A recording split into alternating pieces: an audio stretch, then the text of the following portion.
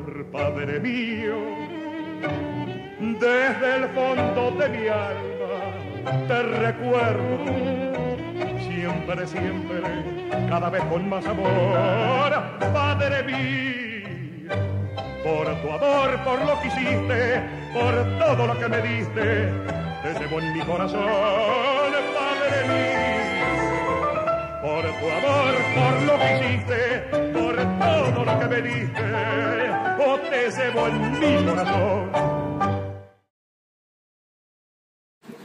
Alors, je voudrais bien sûr remercier tout d'abord le ministre Raphaël de m'avoir invité à présider cette troisième table. En tant que président chargé de je serai inflexible. Donc, à ce colloque organisé par l'association franco-argentine de psychiatrie sentimentale, je crois que je fais partie d'une origine pratiquement.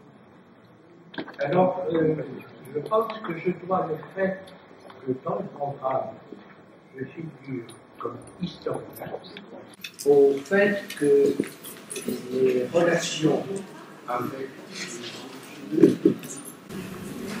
avec le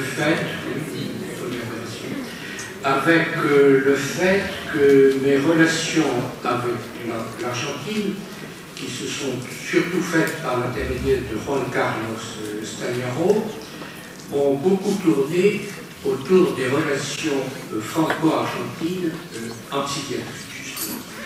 Quand il présidait l'APSA, l'Associación de Psiquiatras Argentinos, il m'invitait toujours à leur congrès annuel, où il y avait un symposium spécial sur les échanges entre la France et l'Argentine. Alors je sais que Juan Carlos a été retenu par des obligations académiques importantes à Buenos Aires, et c'est pour ça qu'il ne peut pas être parmi nous. Alors je voudrais aussi remercier le docteur Garcia, qui nous a transportés, un certain nombre d'orateurs, du centre de Paris, de place Saint-Sulpice pour être précis, jusqu'à la queue ouest de l'abri, où nous nous trouvons en ce moment. Je dis ça parce que parmi les transportés, les gens ne comprenaient pas très bien, confondaient la queue ouest et la queue est de l'abri, qui évidemment est beaucoup plus loin. D'autant plus que nous avons profité de ce transport pour faire un mini-colloque ambulatoire, puisqu'il m'a expliqué qu'il a fait ses études de médecine à Cordoba, mais Cordoba dans l'Andalous, pas du tout Cordoba où sont nés, je crois, certains des présents à ce colloque. Et du coup, là, on a parlé beaucoup de ces échanges qui sont un peu triangulaires entre l'Amérique latine, l'Espagne et la France, où vous savez qu'en France, depuis fort longtemps, il y a beaucoup de psychiatres latins, espagnols ou d'Amérique latine qui sont présents. Et mais par contre, alors, ces échanges, en particulier quand j'allais au congrès de l'APSA, c'est parce que Juan Carlos Stagnaro a publié la traduction en espagnol faite par Umberto Casarotti de Montevideo des grands textes de mon maître Henriet, el Tratado de las Alucinaciones et los Estudios Psiquiátricos, qui bizarrement n'avait pas été traduit en espagnol du vivant de Hay, qui pourtant a fait je ne sais combien de tournées de conférences en Amérique latine. Donc, nous avons pu rééditer d'ailleurs à Perpignan et donc faire traduire. Alors, quand même, par contre, c'est l'après-midi, je ne suis plus psychiatre, je ne suis plus historien, je suis psychiatre des hôpitaux. Psychiatre honoraire, parce que quand même, à mon âge, serait difficile d'être encore en activité. Et donc, je vais revenir à des questions de psychopathologie. Parce que j'ai été très surpris d'entendre pour la première fois le terme de parentalité dans la bouche de notre avocat. Encore que Dominique me dit qu'il l'avait, lui, déjà prononcé dans le propos introductif, que je ne devais pas être encore tout à fait réveillé. Et pourquoi je dis ça? C'est parce que dans la psychopathologie française, la question de la parentalité a ressurgi après que l'on ait repris les textes que lui, Victor Marcé, avait publiés sur ce qu'on appelait à l'époque la folie des femmes enceintes. Et que, alors qui est un peu de ces entités psychopathologiques qui bizarrement disparaissent, des classifications, des manuels de psychopathologie, et quelquefois confondues avec les psychoses puerpérales, et pas du tout, c'est pas une psychose puerpérale, c'est une psychose qui se déroule pendant la grossesse, où tout d'un coup éclate un épisode retentissant. Vous avez tous vu le film Rosemary Baby, où c'est un traitement extrêmement difficile. Racanier avait proposé d'hospitaliser les mères en psychiatrie et de les garder jusqu'à l'accouchement, et que l'accouchement se fasse en milieu psychiatrique. Proposition pour laquelle il était d'ailleurs assez critiqué. Et peut-être en cette période de souci d'égalité entre les sexes, les hommes peuvent aussi faire ce type de psychose. Bien entendu, non pas, vous pouvez faire ce type de psychose, non pas, dans l'époque où je vous parle, les hommes ne pouvaient pas être enceints, mais ils faisaient quand même ce type de psychose parce que leur femme était enceinte. Alors, si vous voulez, la grossesse de la femme se passait pas mal, et c'était le père, parce qu'on appelait à l'époque le père, décompensé sur ce mode psychotique. Alors, on a beaucoup parlé des progrès de la biologie, des fantasmes que ça peut entraîner, mais on n'a pas parlé du dernier progrès qui, moi, m'a effectivement assez sidéré.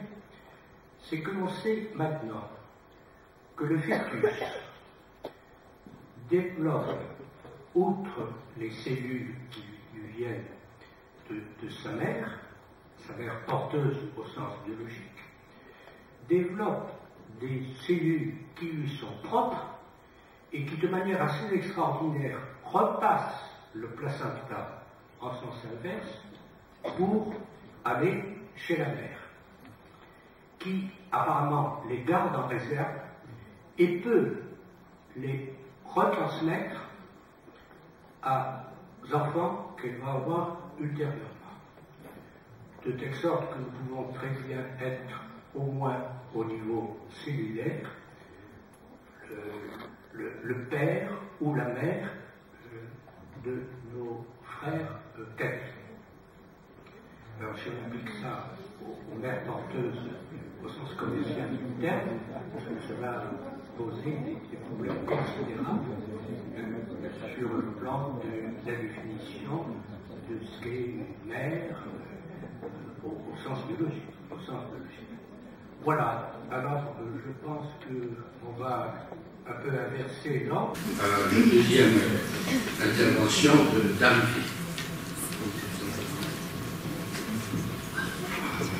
Merci.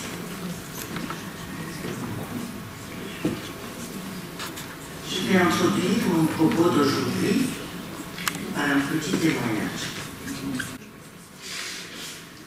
Dans les contrées lointaines de l'Amérique du Sud où j'ai vécu mon enfance, fortement dominé par les commandements et préceptes de la religion catholique alors, il était de mise de tenir éloignés les enfants de tout ce qui était relatif au sexe et à ses conséquences. Conséquences de procréation. S'il était admis que les animaux se reproduisaient suivant les principes de la loi naturelle, les humains, par contre, dès lors qu'ils se mariaient, écrivaient une lettre à la cigogne pour qu'elle leur apporte un enfant. Quelle était l'adresse de la cigogne? Son adresse était justement l'endroit où elle habitait. À Paris, en haut de la Tour Eiffel. La cigogne décidait du sexe de l'enfant. Voilà la version du mythe qui circulait dans les latitudes australes à la fin des années 40, début des années 50. J'étais très émue cet été, dès lors que, visitant la merveilleuse ville de Saint-Sébastien dans le Pays basque espagnol, je suis tombée nez à nez devant la fameuse cigogne, laquelle rayonnait dans les vitrines d'une boutique de layettes. Je la croyais morte et disparue, et son apparition décorative m'a fait penser que le braconnage de la science n'avait pas complètement eu raison d'elle. Quant à la cigogne de mon enfance, nous, les enfants, y croyons. Nous y croyons jusqu'à preuve du contraire. Cette preuve me fut apportée par la grossesse de ma mère.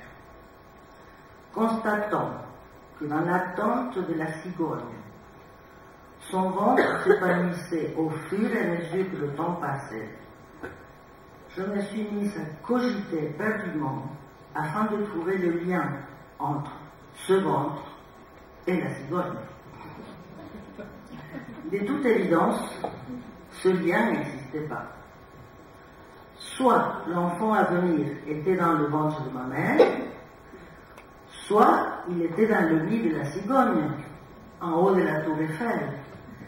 Mais il n'était pas possible qu'il fût aussi bien dans l'un et dans l'autre.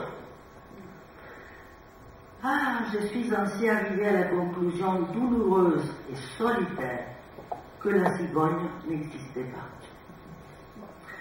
Mais alors, si l'enfant attendu était dans le ventre de ma mère, la question complexe qui s'imposait à moi, par la suite, était celle de savoir comment il était entré là-dedans et comment il allait faire pour sortir. Pour trouver réponse à ce type de questions fondamentales, nous n'avions pas à cette époque l'appui pédagogique de l'apport de la petite graine par le papa, ni de représentation ou d'explication concernant l'accouchement. Par ailleurs, comme la naissance d'un enfant dont la mère n'était pas mariée laissait entrevoir au cours des conversations entre femmes, échange qu'un enfant pouvait capter en dressant bien les oreilles, capter tout le poids de la morale et du drame.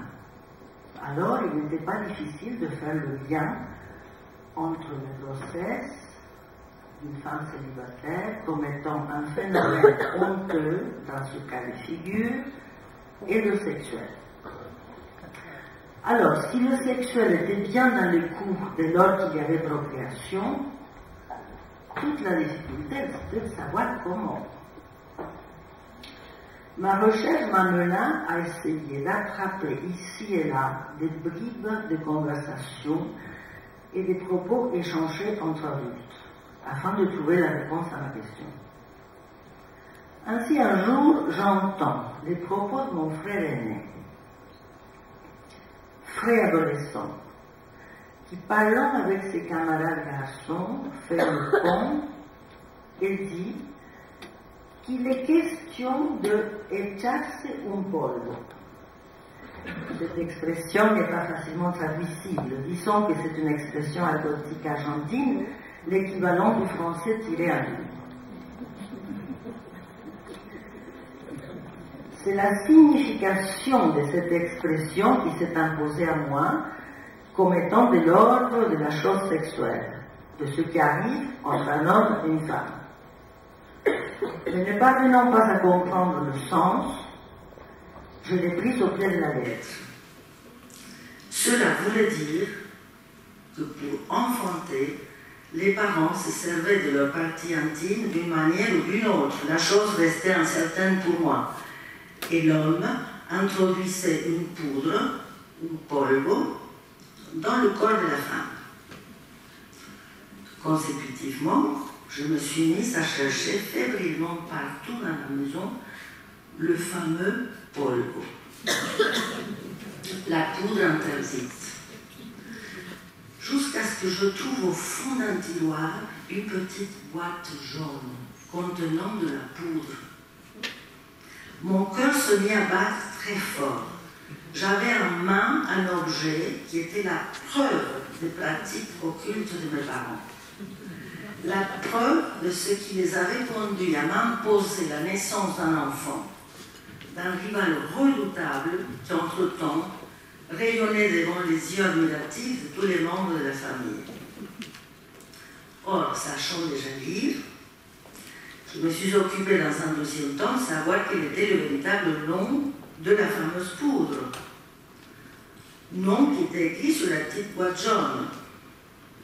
Je ne me rappelle pas du nom, signifiant que je l'ai foulé et qui n'est peut-être pas anodin. Mais ce qui m'est resté, c'est qu'il était écrit sous ce nom, ceci. Attention, poison pour fourmis très dangereux. J'étais très déçue puisque mon hypothèse s'était avérée infondée. Il fallait poursuivre la recherche. Il a fallu encore du temps pour que je vienne au bout de cette question. Mais en suis-je venue au bout? Et après tout, quelle est la question? Ce que la psychanalyse met en évidence depuis Freud, c'est que pour les êtres parlants, la sexualité n'est pas du tout naturelle, car elle ne répond pas à un programme, elle ne répond à aucune loi instinctuelle. Il n'y a pas de loi pouvant déterminer un cycle sexuel chez les humains dont la finalité serait la reproduction de l'espèce. Dans ce sens, il n'y a pas de savoir programmé qui vient dire ce qu'est un homme et ce qu'est une femme, et encore moins comment un corps sexuel peut jouir d'un autre corps sexuel pour en faire un, ce qui est impossible. Ce savoir-là, dans l'inconscient des par-être, ne cesse pas de ne pas s'écrire. Ce qui fait dire à Lacan que la sexualité relève de l'impossible à écrire tout au moins. La sexualité fait tout. Le langage y supplée par les significations qu'il apporte pour parer à cette violence-là. Ces significations ont comme référence l'impossible, l'impossibilité de connaître ce qui regarde le sexe. La petite fille dont je vous ai parlé était un poids à la question fondamentale soulevée par la sexualité, celle du désir. En premier lieu, le désir de sa mère en tant que femme et le désir de son père en tant qu'homme. Ce désir dont elle était issue s'activait de tout son poids d'énigme à l'occasion de la grossesse de sa mère. Ce n'est pas parce qu'elle avait gobé le mythe de la cigogne qu'elle n'arrivait pas à trouver la réponse à l'énigme. Ce n'est pas non plus parce qu'elle n'avait pas eu accès à un bon ouvrage d'éducation sexuelle pour enfants qu'elle butait dans sa recherche logique. c'est parce qu'aussi loin qu'on entraîne un enfant du côté de la pédagogie concernant la sexualité, de structure, l'énigme de la sexualité renvoie les êtres qui habitent le langage vers un trou. Ce trou est recouvert par les mythes. La cigogne en est un. Les mythologies de chaque civilisation, ce sont des fictions provenant de cet impossible qu'elles recouvrent. D'autre part, la question relative à l'énigme du désir et fondamentalement du désir sexuel s'éveille chez l'enfant quand il fait l'expérience des premiers émois sexuels.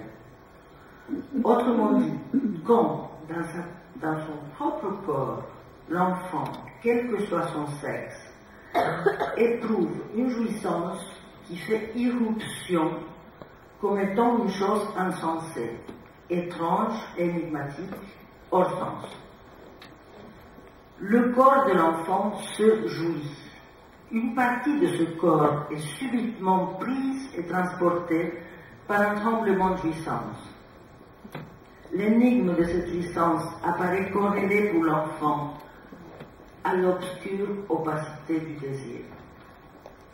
C'est parce qu'il ne trouve pas de sens pour rendre raison de cette chose inouïe qui s'impose à lui, qu'il va se lancer dans une recherche dont le moteur sera le désir de savoir.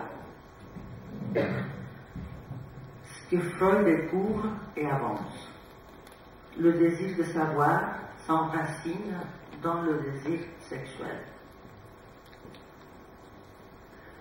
L'enfant bricolera des réponses fantasmatiques qui viendront lui porter secours pour faire face à l'énigme de son désir, aussi bien désir de l'autre. L'enfant construit ses propres mythes à l'aide de choses entendues, et entendues de travers, comme je l'ai fait valoir plus haut. Ces réponses seront oubliées, mais resteront actives comme faisant partie de la trame fantasmatique de l'inconscient.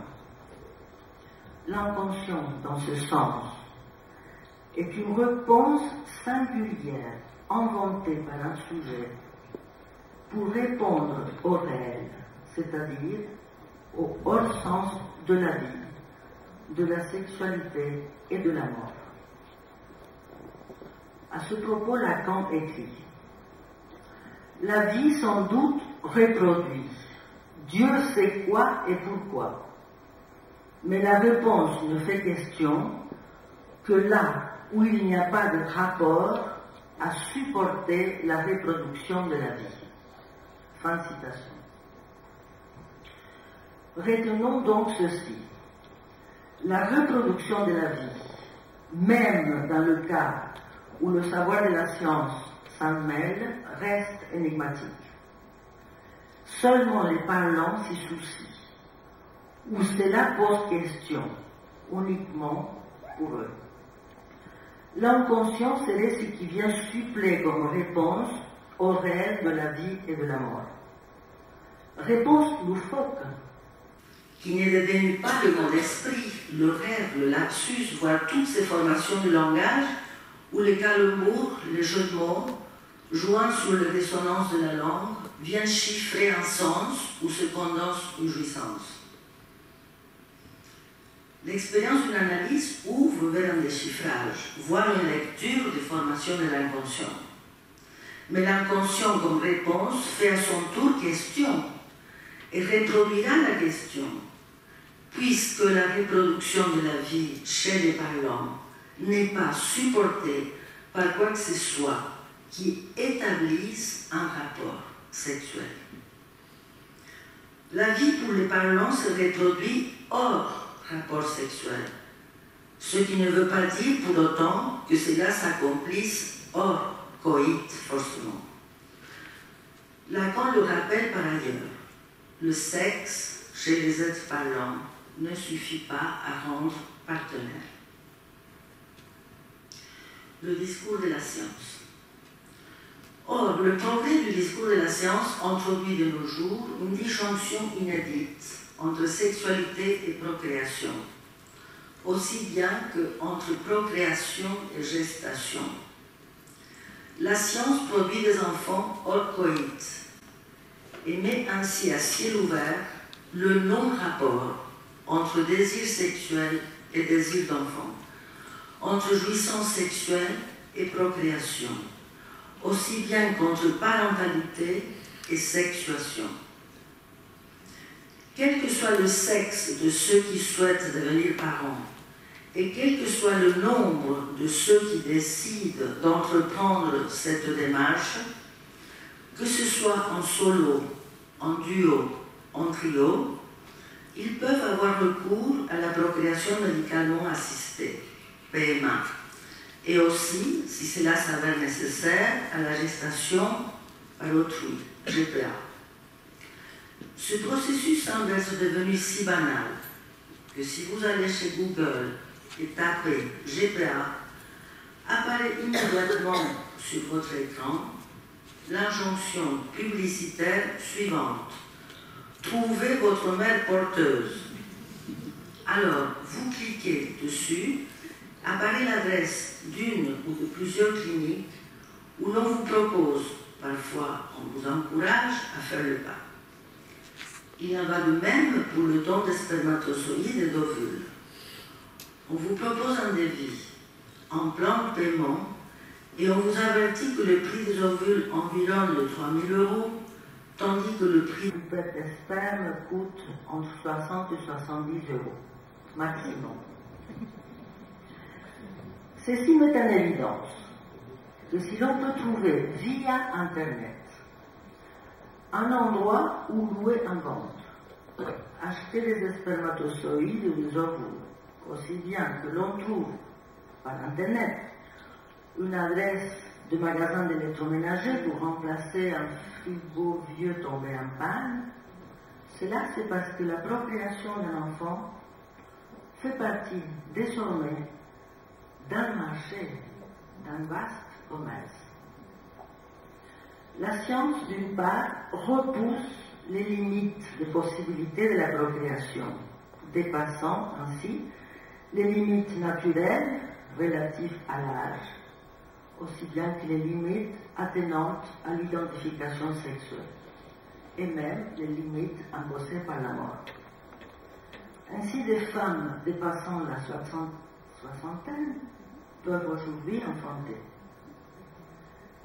Aussi, il existe par ailleurs le cas d'un sujet qui, naissant avec un corps de femme, en opposition à son identité subjective, décide de le changer pour un corps d'homme. Épousant une femme stérile, ils vont décider d'enfanter par PMA. Et ce sera lui qui portera l'enfant parce que son utérus n'avait pas subi d'ablation. Thomas Beatty, connu comme étant le premier homme enceinte, donnera naissance à 3 enfants. Après lui, d'autres cas de figure similaires se sont succédés. Les lois du marché. Nous constatons qu'une fois que la science ouvre cette possibilité, le discours capitaliste en prend le relais en intégrant le phénomène dans l'économie du marché. De nos jours, un marché planétaire s'affaire et prospère dans la visée de produire des enfants. Un ouvrage collectif paru le 18 juin 2015 sous le titre de Le marché des nouveaux cannibales reprend les travaux exposés lors d'un symposium pluridisciplinaire organisé en juin 2014 à la Fondation Brochet à Genève. Il s'inquiète de l'émergence de nouveaux marchés répondant à la loi de l'offre et de la demande. Ces marchés ont comme matériel le corps humain et les médecins en sont le rouage principal puisqu'ils nécessitent l'intervention de la médecine de pointe. Il signale que ces marchés qui se tiennent à la limite de la légalité et de la criminalité mettent en évidence que le corps des plus pauvres sont mis à la disposition des plus riches. En effet, l'usine actuellement la plus importante dans la production de bébés se trouve en Inde. Une mère porteuse y touche 4 000 €, tandis qu'une américaine perçoit 40 000. Le prix d'un bébé aux États-Unis environne les 90 000 €, tandis qu'en Inde, on peut en avoir un pour seulement 12 000 €. De ce fait, les demandes sont plus nombreuses sur le marché indien. Les mères porteuses, dernier chaînon dans la chaîne de production, recevront un embryon congelé, résultant d'un ovocyte produit par une polonaise ou ukrainienne, il faut que l'enfant soit blanc aux yeux clairs, des spermatozoïdes d'un américain, un suédois ou un japonais. Et depuis la gestation jusqu'à l'accouchement, les mères porteuses sont recluses dans les maisons collectives où elles sont suivies et surtout bien nourries. L'image qui s'impose alors est celle d'une production industrielle, laquelle ne diffère pas tellement de celle des poules enfermées dans des cages étroites, vouées à prendre le maximum d'œufs. Que l'enfant commandé et payé naisse avec un bec de lièvre ou trisomique, et ça sera le retour à l'envoyeur. Nous n'avons pas payé pour avoir un enfant anormal, déclarent les parents autrichiens, pour justifier leur refus. Éclate ainsi au grand jour la place de l'enfant comme étant le produit d'un discours, le discours de la science et les discours capitalistes. L'enfant est désormais un objet produit par la technique, par la fabrication humaine. Lacan a démontré que ce qui vient à la place du produit dans le discours du maître, c'est ce qu'il appelle l'objet petit a, l'objet plus de jouir, qui fait fonction aussi d'objet cause du désir. Par ailleurs, Lacan a cerné en quoi consiste l'opération de la science, qui faisant émerger dans notre monde des objets qui n'existaient pas pour notre perception, telles les ondes qui environnent notre planète, et que grâce à certains capteurs sont transformés en voix et en regard, la science repousse ainsi les limites de nos sens. Par voie de conséquence, des objets nouveaux, issus de la voix et du regard, ont peuplé notre quotidien. Objets dont nous nous appareillons et dont nous ne pouvons pas nous en passer. Nous constatons alors qu'un enfant, en tant qu'objet produit par la science et la technique, ne diffère pas beaucoup d'un portable ou d'une télé, objet produit par l'assemblage de pièces détachées, et qui, une fois mis sur le marché, occupera la place de l'objet petit a cause du désir. L'enfant objet petit a. Mais en cela, la science démasque la place de l'enfant comme étant relative à l'objet. Quel objet? Rappelons ici la phrase de Lacan, dès lors qu'il interpelle ses auditeurs, leur disant: l'objet A, c'est ce que vous êtes tous en tant que rangés là. Autant de fausses couches de ce qui a été, pour ceux qui vous ont engendré, cause du désir. Et c'est là que vous avez à vous retrouver. La psychanalyse vous l'apprend. C'est très fort. Nous sommes un reste à titre d'objet A. De l'objet A, cause du désir de ceux qui nous ont engendrés.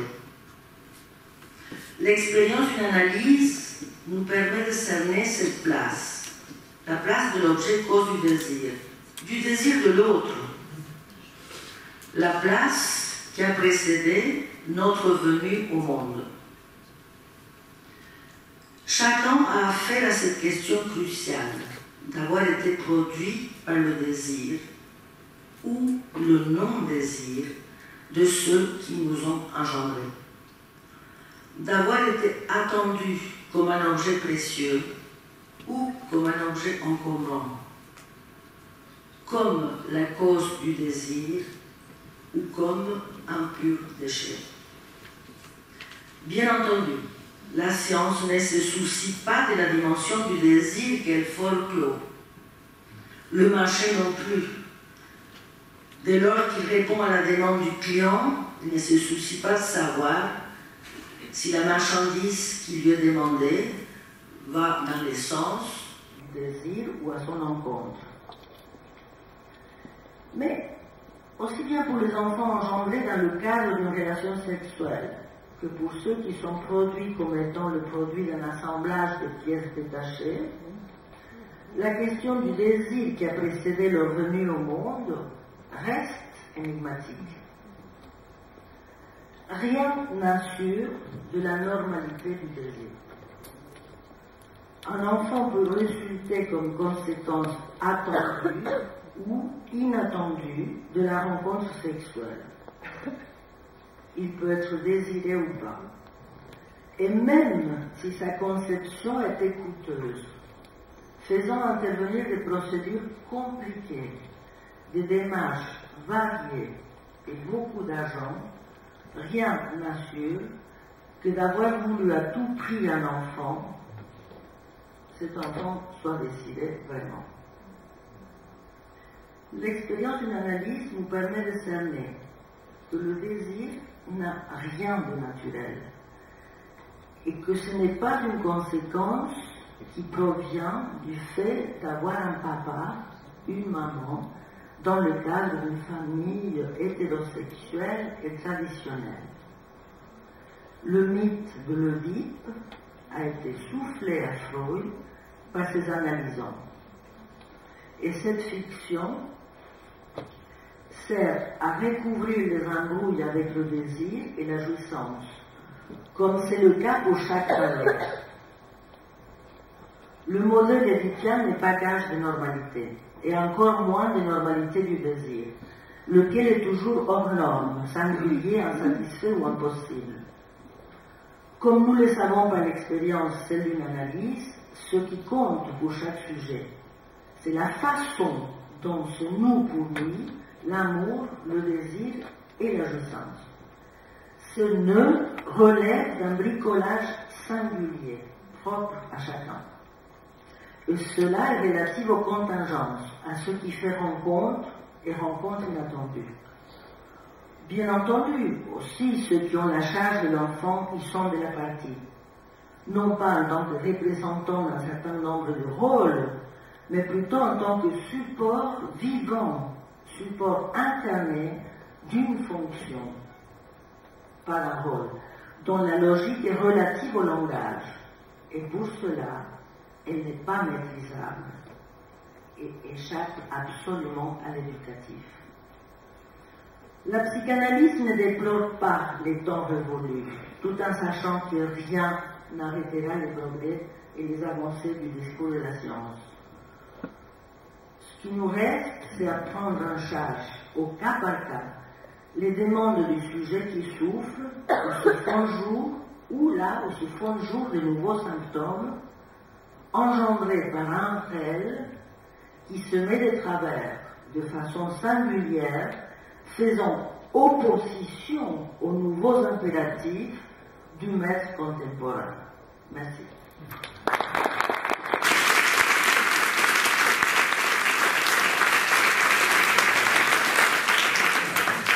Je vous remercie d'avoir commencé en attendant l'arrivée de votre oratrice.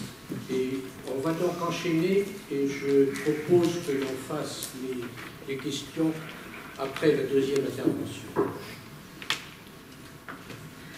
Bonjour à tous. Pardonnez-moi effectivement pour le petit délai. J'ai axé mon propos autour des notions d'individuation et d'irremplaçabilité, et plus spécifiquement sur qu'est-ce que devenir parent, qu'est-ce que faire famille, et ces deux expressions étant les grands territoires de ce que je nomme l'exigence d'irremplaçabilité. Si j'ai le temps, j'ai jusqu'à quelle heure ? Mais non, il est 50. Il est 50. Je dois faire. Normalement, c'est une demi-heure, c'est ça? Voilà, donc je me cale dans ça. Et donc, si j'ai le temps de vous dire quelque chose de deux figures de l'échec de l'individuation, deux figures, une maternelle et une paternelle, à savoir la figure de Médée et la figure de Chronos. Donc, la qualité du processus de subjectivation est liée à cette prise de conscience de faire surgir l'irremplaçable en soi.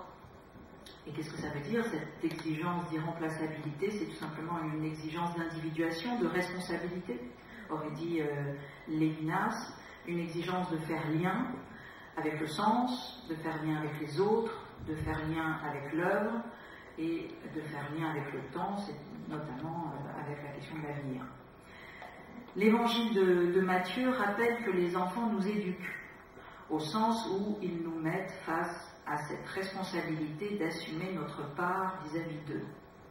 Je cite l'Évangile, « Gardez-vous de mépriser un seul de ces petits, car je vous le dis, leurs anges dans les cieux voient sans cesse la face de mon Père qui est aux cieux. » Protéger l'enfance, protéger l'émergence de l'individuation, son désir, son accomplissement futur, c'est bien sûr la tâche parentale.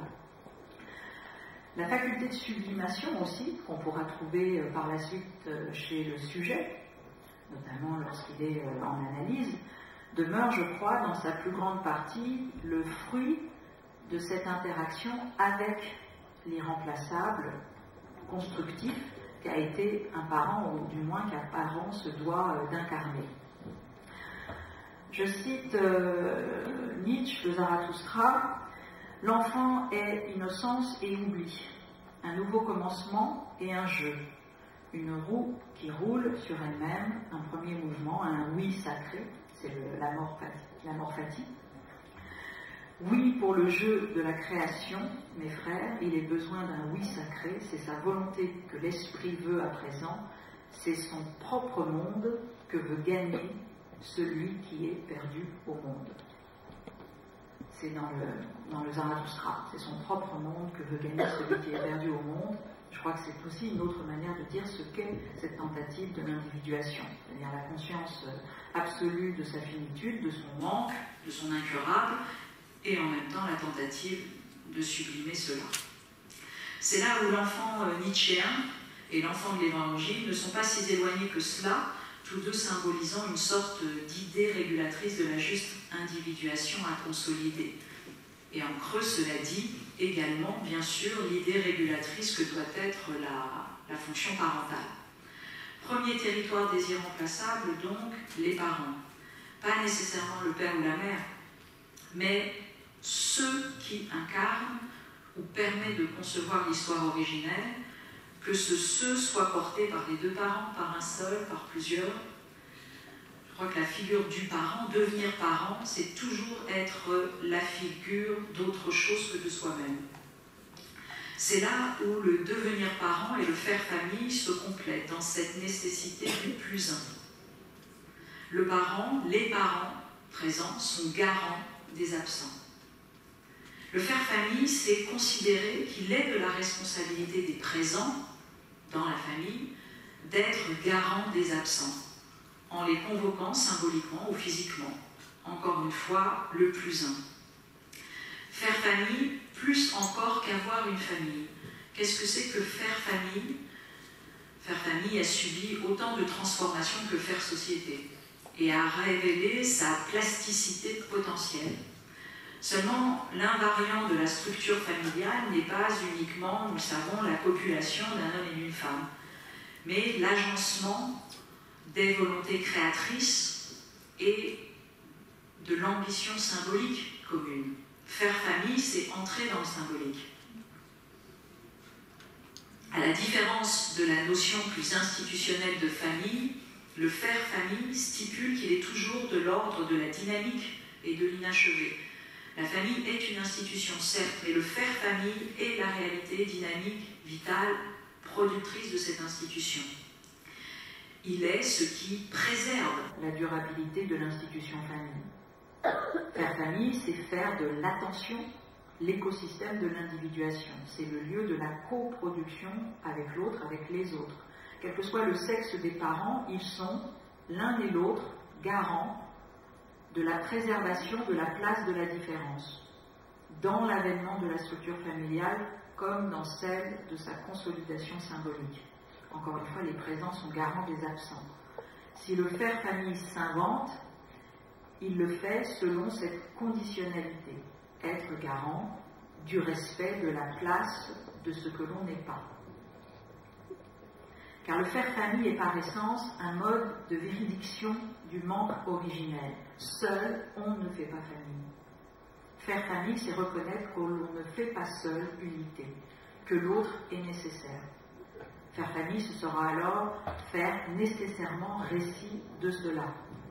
Si l'autre manque dans la réalité quotidienne de la famille, il faut veiller à ménager ces réitérations. On fait famille autant, encore une fois, avec les présents qu'avec les absents. On fait famille avec tous ceux avec qui on a inventé symboliquement et physiquement cette ambition de faire famille.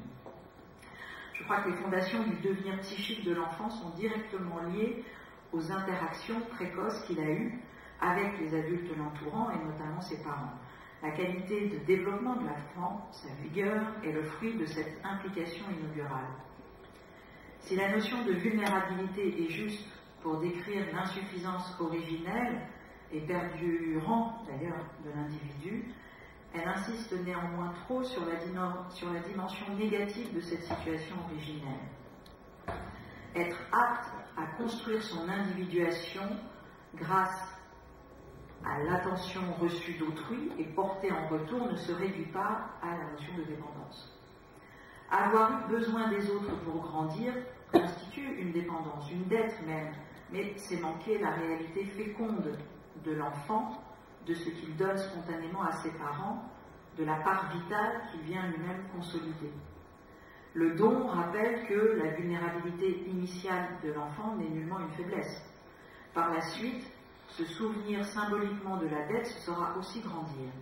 Non pas la payer éternellement, mais s'en équiper symboliquement en assumant tout simplement à son tour l'enjeu de la transmission. Je cite Aristote, l'homme qui est, c'est dans politique, l'homme qui est dans l'incapacité d'être membre d'une communauté ou qui n'en éprouve nullement le besoin parce qu'il se suffit à lui-même, ne fait en rien partie de la cité. et par conséquent est une brute ou un dieu. Se croire autosuffisant, c'est déjà pénétrer la perversion. A l'inverse, si la subjectivation n'existe pas hors de l'intersubjectivation, les sujets inscrits dans l'écosystème de l'attention bénéficient tous en retour de leur implication d'un processus de rénovation de leur individuation. C'est finalement cette vulnérabilité qui est, ni plus ni moins, créatrice de la fonction parentale et de l'avènement pour les individus à un nouveau champ du symbolique. Donc, encore une fois, être un irremplaçable, c'est toujours avoir l'ambition du symbolique. À l'occasion du devenir parent, se manifeste aussi, bien sûr, souvent la propre histoire des parents, celle de leur enfance notamment. De quelles attentions ont-ils été l'objet? De quels soins? Seront-ils aptes, s'ils sont en déficit relationnel, en déficit émotionnel, de donner ce qu'ils n'ont pas reçu? Se réactive alors l'anamnèse familiale, et ce, d'autant plus que les parents sont isolés et peu aidés par leurs propres parents. Se lève ici, je crois, une définition réelle de l'éducation.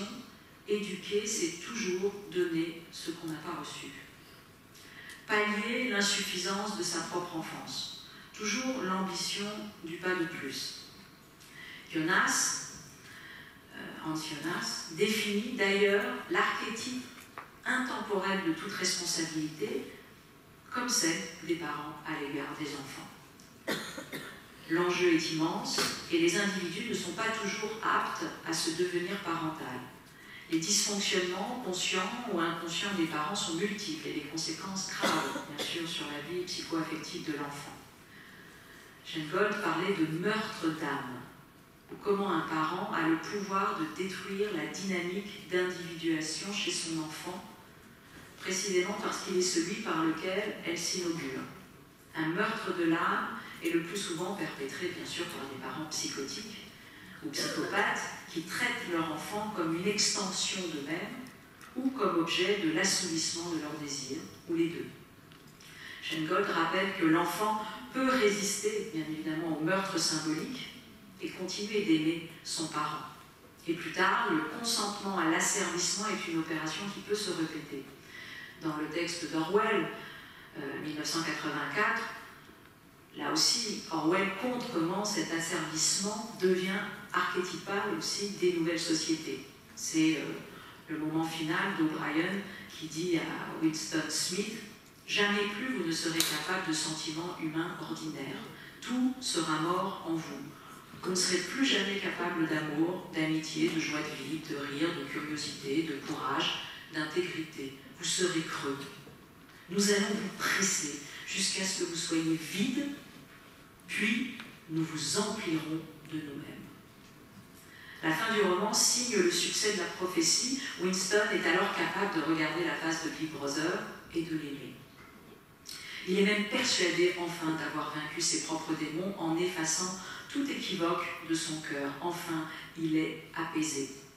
Je cite, « La lutte était terminée. Il avait remporté la victoire sur lui-même. Il aimait Big Brother. Le meurtre d'âme. »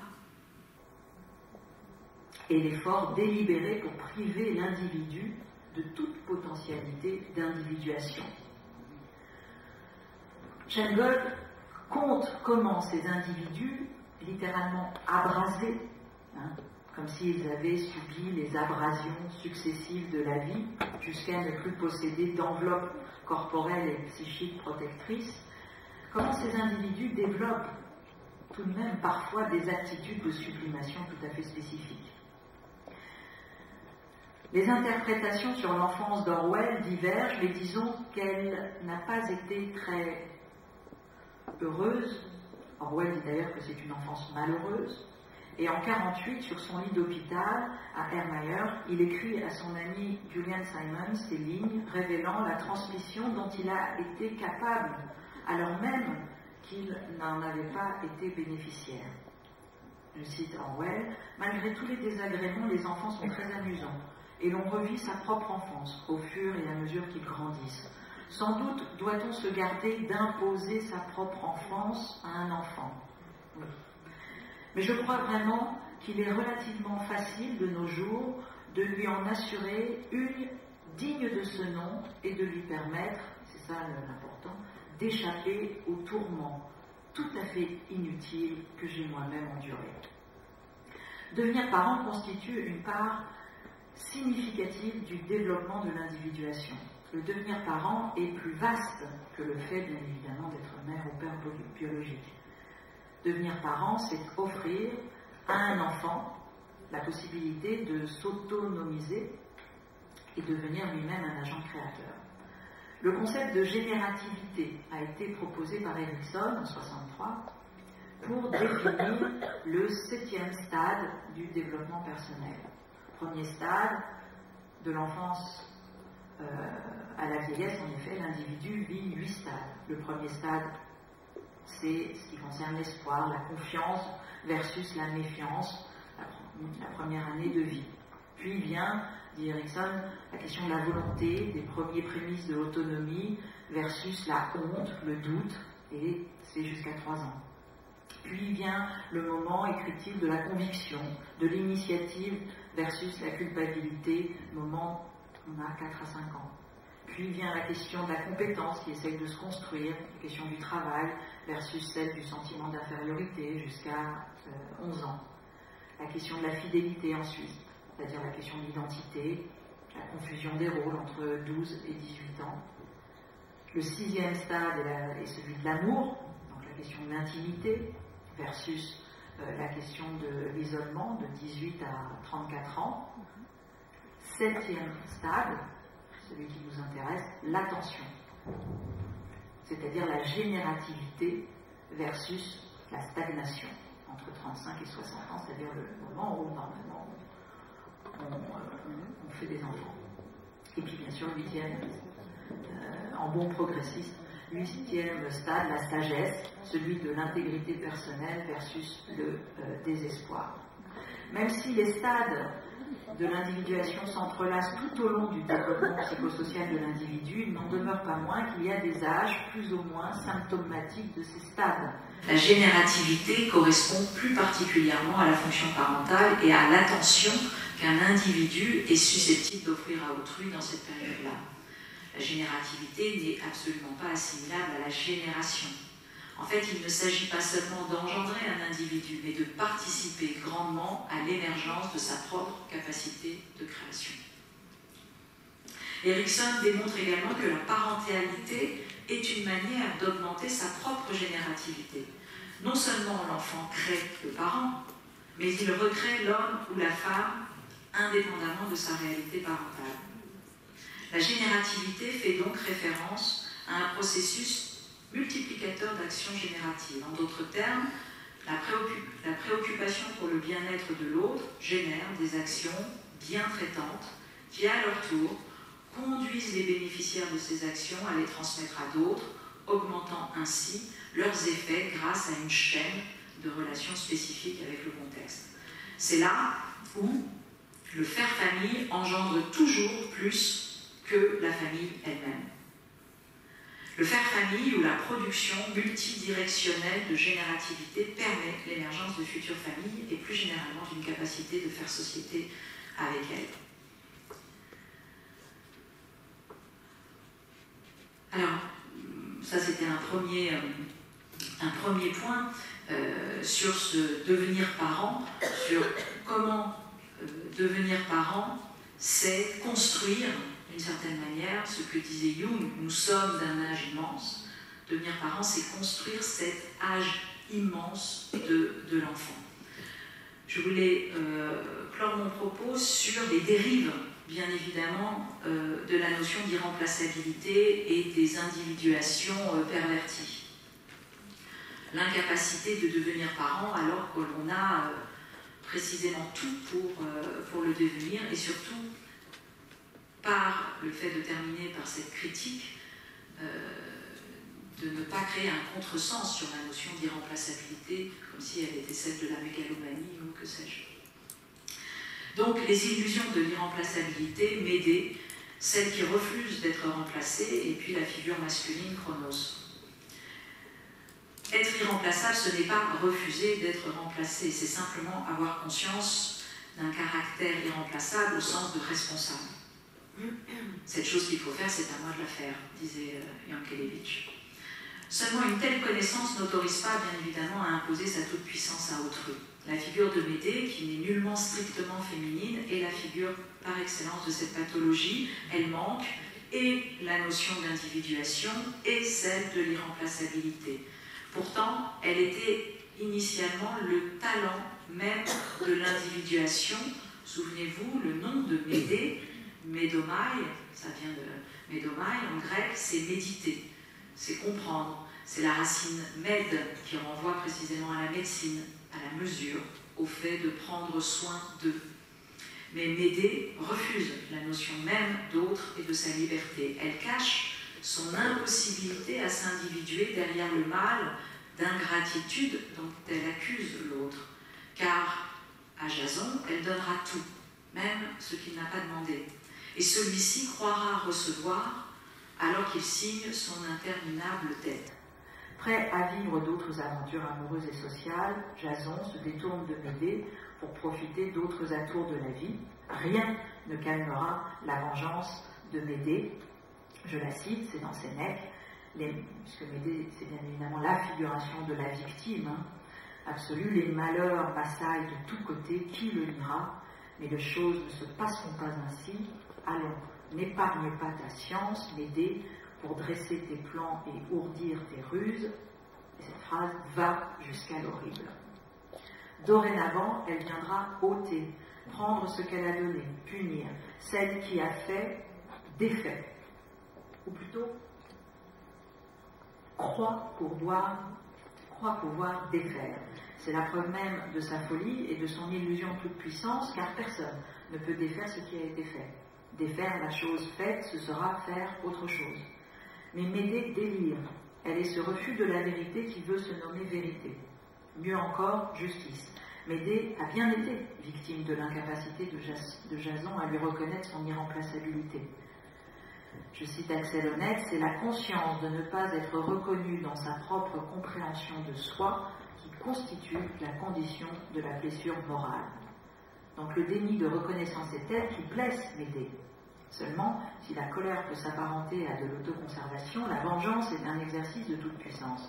S'individuer nécessite de calmer la colère en soi pour que celle-ci ne consume pas l'être. Au lieu de cela, Médée laisse le déni de reconnaissance devenir son identité. Autre pendant, c'est la figure de Cronos, pour terminer, terrible figure paternelle de Cronos qui mange ses enfants par peur d'être détrôné par eux. Là aussi, le grand complexe de l'irremplaçabilité mal comprise et qui provoque la destruction d'autrui. La psychanalyse ne peut pas s'empêcher de jouer de l'homophonie entre Cronos, père de Zeus, et Chronos, le dieu du temps. À la différence du second, qui sait être père, le premier refuse l'épreuve de la générativité, l'assimilant à une perte ontologique. Chronos représente celui qui n'a pas su parachever l'individuation dans la mesure où il reproduit la folie de son père, lui-même mangeur de sa progéniture. Chronos, construire sa propre histoire lui a été impossible, la peur ayant eu raison de la sublimation.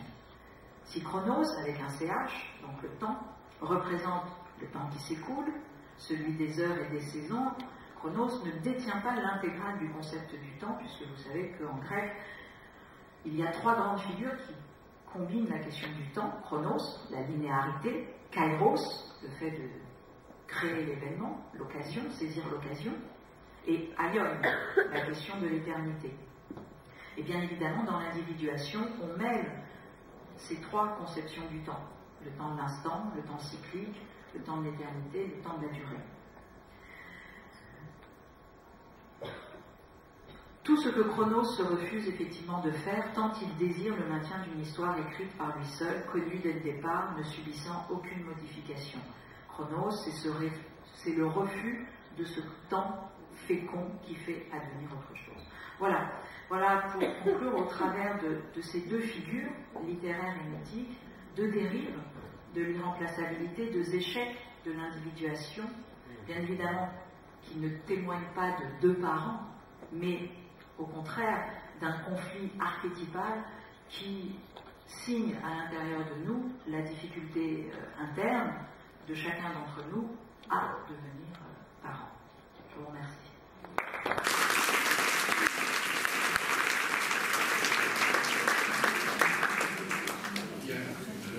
Je remercie les deux oratrices qui ont resserré un peu leurs propos, ce qui nous laisse un quart d'heure. Donc, on a un certain temps pour des questions de la salle.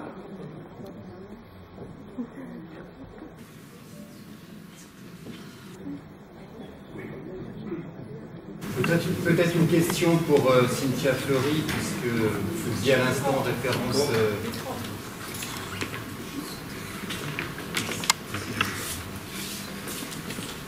Question pour Cynthia Fleury à propos de l'individuation, puisque vous y faisiez référence à propos de notre débat sur le parent.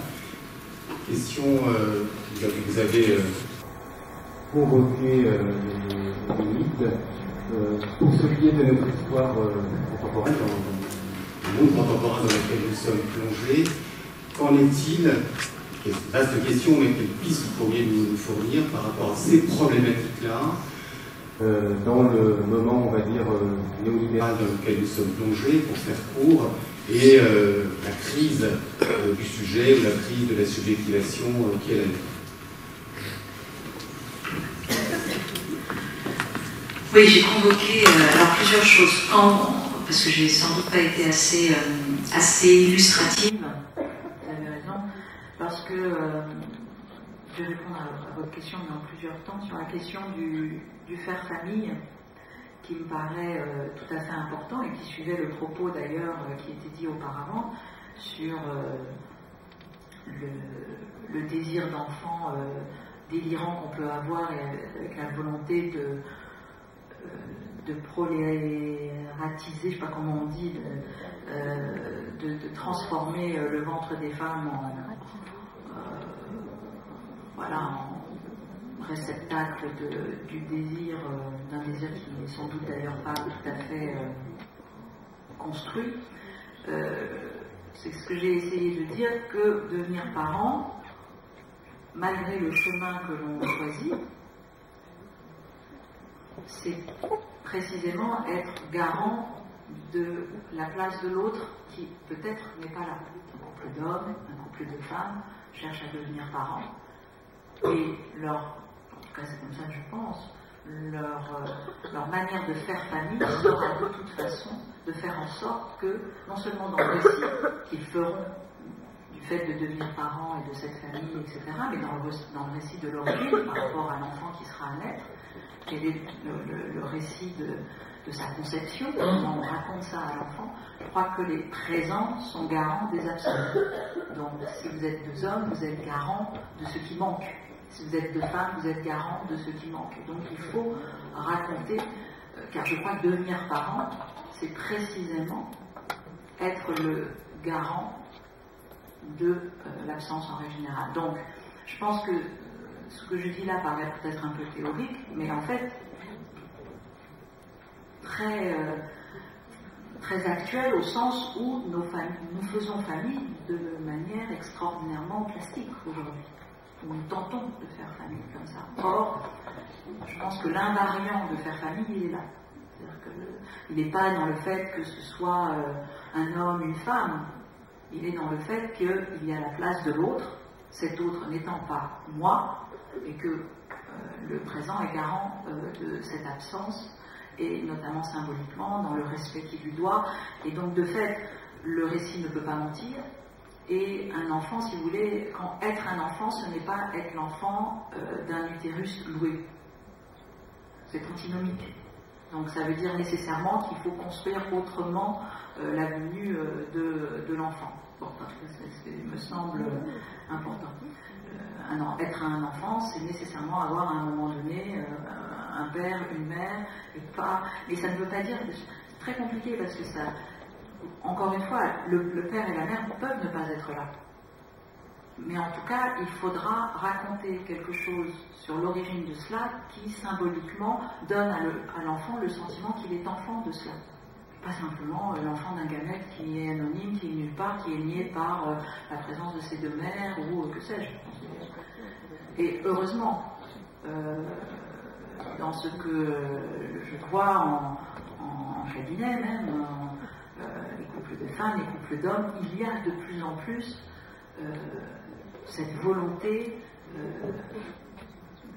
d'être vrai dans le récit de l'origine, d'être symboliquement garant précisément de la place de l'autre. Donc moi je ne suis pas inquiète sur cette manière de faire famille.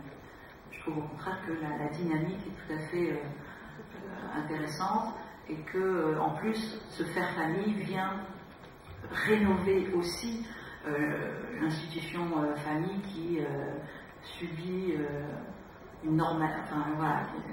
normalisation ressentie par les familles n'est pas non plus quelque chose de si facile que cela. Sur la question de désir remplaçable, j'ai écrit un livre là-dessus, mais qui, tout simplement, vous l'avez dit, le monde ambiant propose l'inverse de ce qui est dit dans ce que j'essaye de raconter, c'est-à-dire que le mantra du monde d'aujourd'hui est un mantra de remplaçabilité, d'interchangeabilité. Vous êtes remplaçable, voilà, votre volonté, votre désir, bien évidemment tout en expliquant que votre volonté et votre désir sont absolument nécessaires, au même moment, par un jeu, un subterfuge, il est précisément nié, non convoqué, et donc c'est tout ce jeu, c'est la novlangue d'Orwell, c'est-à-dire comment le plan social, chose magnifique, vient vous licencier. Bon, ça, tous les jours, nous faisons l'expérience dans notre vie quotidienne de ce travail de désingularisation. Donc voilà, donc moi j'ai essayé de retrouver quelques grands territoires où la question de l'irremplaçabilité, elle est non seulement constitutive de notre être, de notre individuation, mais en plus d'une chose fantastique qui s'appelle la transmission, et notamment la question parentale. Je ne suis pas sûre d'avoir répondu à votre question, mais j'ai essayé. Je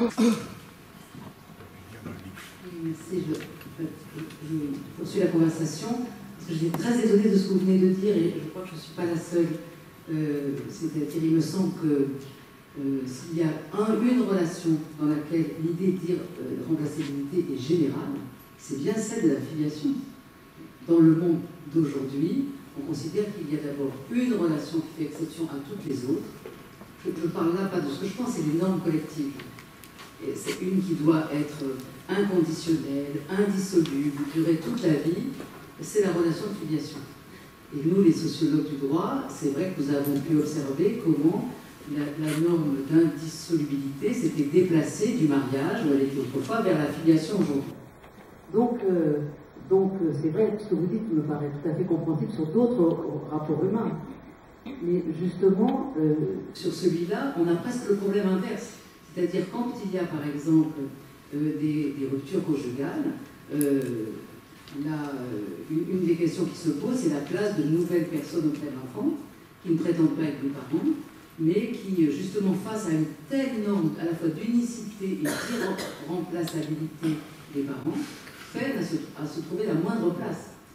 Donc, est-ce que vous pourriez préciser ce que vous avez voulu dire, justement, en vous posant comme opposé aux normes d'aujourd'hui, alors qu'on a un peu l'impression qu'au contraire, sur la filiation, c'est vraiment la norme?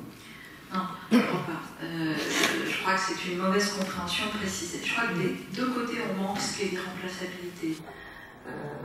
Dans le premier temps, l'irremplaçabilité, c'est une responsabilité, et encore une fois, quand je dis les présents sont garants des absents, ça prouve à quel point se situer dans ce sentiment d'irremplaçabilité, c'est prendre la conscience du lien qui nous unit aux autres, et on n'est pas dans la situation, c'est pour ça que j'ai fait un dernier passage sur Médée, qui est précisément celle qui a une irremplaçabilité pathologique. C'est-à-dire que précisément, il n'y a pas d'individuation hors d'elle. Parce que ce que je pourrais entendre un petit peu dans ce que vous dites, quand vous dites, nous, sociologues du droit, on est de plus en plus confrontés à des parents qui se considèrent irremplaçables dans la filiation.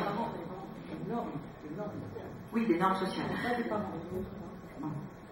Donc, je crois plusieurs choses. Un, que la question de l'irremplaçabilité est comment la responsabilité construit notre individuation. Et ça, c'est cette phrase-là, au lieu de dire cette phrase-là, je parle d'irremplaçabilité, mais si je devais la déplier, je dirais comment la responsabilité, l'obligation de faire lien aux autres, au sens construit notre individuation. Voilà. Bon. Et ensuite, comment, à l'inverse, précisément l'état de droit, qui est censé protéger l'individu, met à mal ce processus d'individuation, et donc considère qu'il y a absolument là cet enjeu d'irremplaçabilité, que précisément nous sommes remplaçables et joue sur les mots. Donc ça, c'est la question de l'état de droit néolibéral qui met en danger cela.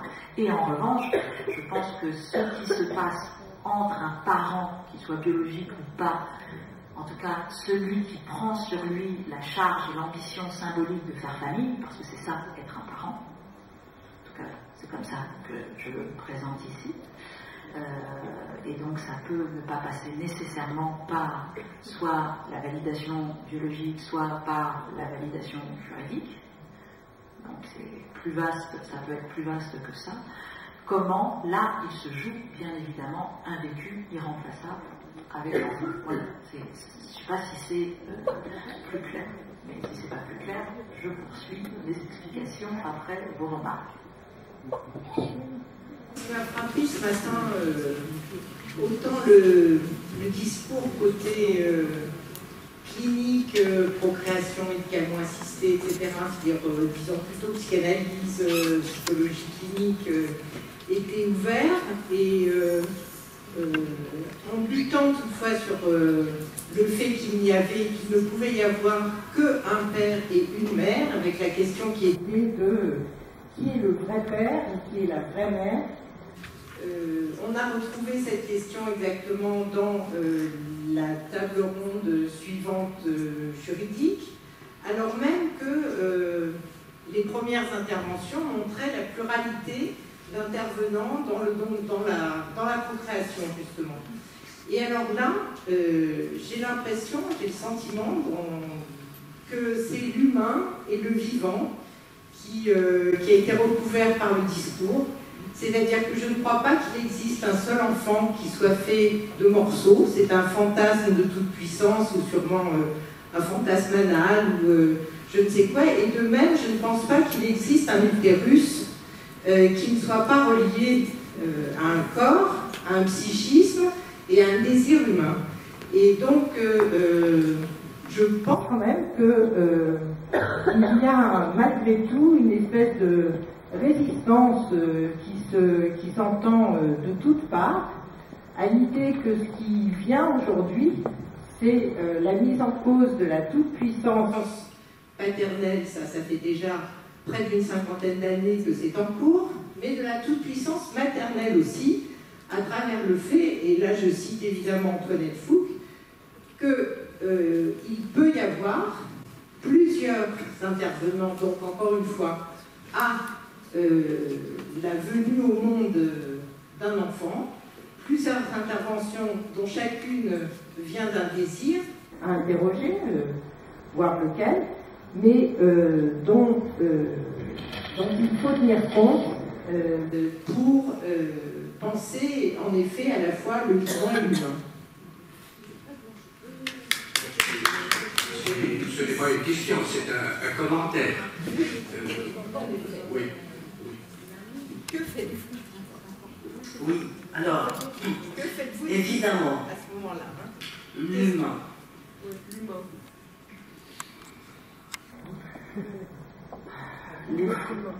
Le père, la mère.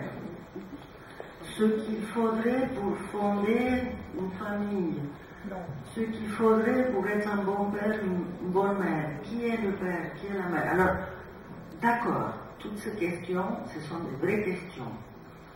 Alors, en tant que psychanalyste, moi, je préfère me tenir en dehors de toute généralisation, en dehors des universaux. La psychanalyse nous montre, dans l'expérience analytique, c'est l'expérience d'une psychanalyse. C'est pas pour tout le monde, c'est chaque analysant dans son expérience analytique. Ça nous montre jusqu'à quel point père et mère, indépendamment du fait que ce soit un monsieur avec des pantalons et une dame avec des jupes, père et mère, pour ceux qui sont dans le langage, ce sont avant tout des fonctions décernées par le langage. Ces fonctions, bien entendu, ce ne sont pas des fonctions abstraites, ce ne sont pas des symboles abstraits. Ces symboles demandent à être incarnés. C'est-à-dire qu'il y a des opérateurs, appelons ça agents, des êtres en chair et en os, qui incarnent pour l'enfant cette fonction du père et de la mère. La mère qui va l'introduire dans le langage, la mère qui va scinder le besoin pour introduire l'enfant dans la dialectique de la demande et du désir. La mère qui va tricoter avec ses mots, disons, l'échafaudage désirant et amoureux de l'enfant. Le père est une fonction symbolique. Ce n'est pas sûr qu'il faut que ce soit un bonhomme. Et parfois le bonhomme est là, mais la fonction est fort close, n'est-ce pas? Alors, ce qui peut avoir fonction de père, on le sait dans la clinique. Vous savez ce que c'est. Au fond des choses, le vrai nom du père, c'est un symptôme. C'est le symptôme que chacun se construit pour se débrouiller dans la vie. Alors, on sait bien qu'être mère et père, c'est impossible, parce qu'il n'y a pas de savoir transmissible sur comment assumer correctement la fonction. Ceux qui s'identifient à la fonction produisent la conclusion de la fonction. Le père de Schreber était un père identifié au père. Il a produit un enfant, Schreber, absolument dingo. Donc on est toujours en décalage par rapport à la fonction. Parce que cette fonction, on ne sait pas ce que c'est finalement. On peut prescrire, on peut écrire, on peut faire des manuels, mais au fond, une chose c'est ce qu'on sait que l'on devrait faire, l'autre chose c'est l'expérience analytique le prouve, pour chaque mère et pour chaque père, ce que nous faisons, que parfois va à l'encontre de ce que nous aimerions faire, au nom d'un idéal, au nom de ce qui devrait être bien. Et pourquoi? Parce que ceux que nous appelons mère et père, ce sont des êtres de parole. Et alors là, entre eux et l'enfant, il y a la jouissance, ignorée d'eux-mêmes. Et jusqu'à quel point un analysant ou une analysante peut vraiment se sentir divisé jusqu'à la moelle, à cerner que lorsque sa petite fille de 3 mois pleure et qu'elle ne vient pas la consoler, au fond d'elle-même, elle jouit de ce pouvoir-là et de lui faire du mal et la faire pleurer. Un petit exemple. Comme quoi ça prouve que quand on est mère et quand on est père, on n'est pas des êtres monolithiques. On n'est pas des professionnels. On est des êtres humains, oui. Et en tant qu'être humain, divisés et manquants, et n'ayant aucun savoir sur la chose. Aucun. Il faut inventer. Et comment on invente? Au gré des circonstances. Et c'est bien entendu ce qui dit l'évangile de Saint Matthieu. Ce sont les enfants qui nous enseignent, d'une certaine manière, qui nous guident dans cette invention quotidienne à devenir parents. Bon, alors, par rapport aux pièces détachées, j'ai simplement voulu faire état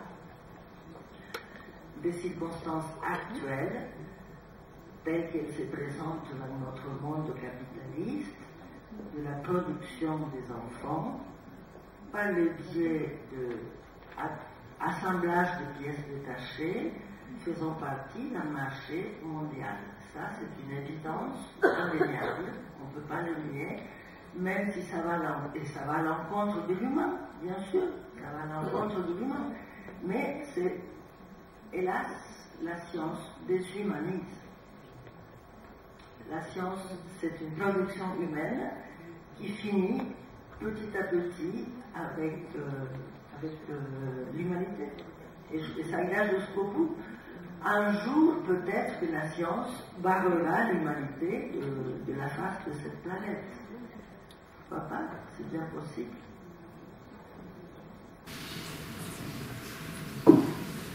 Bien.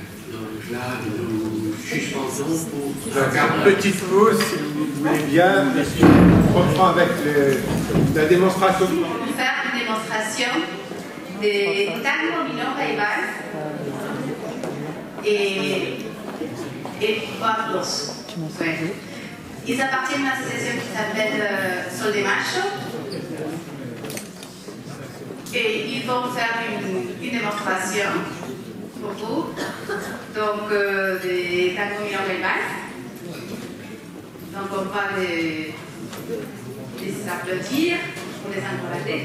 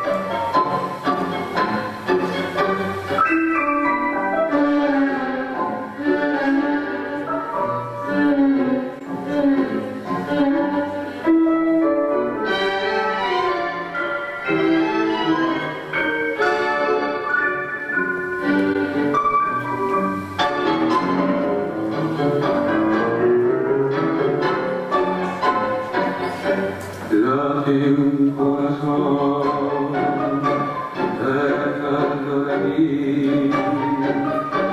Miente mi soñar, déjame mentir.